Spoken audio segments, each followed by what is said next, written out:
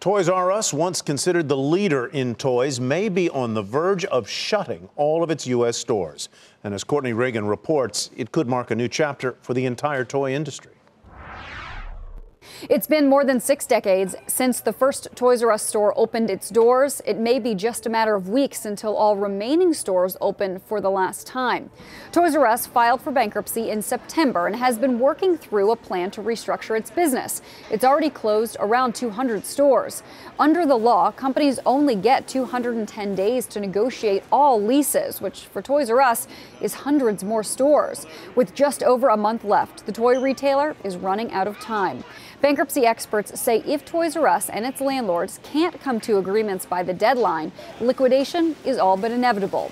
Walmart sells the most toys in the U.S., and KeyBank estimates Target is second, followed closely by Amazon. So while Toys R Us isn't in the top 3, it's still important to toy makers.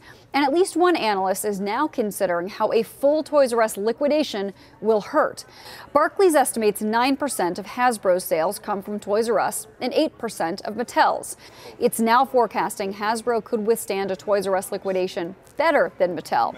The Barbie owner is early in its own turnaround plan, and a Toys R Us liquidation could be a more significant hit, pushing out a recovery.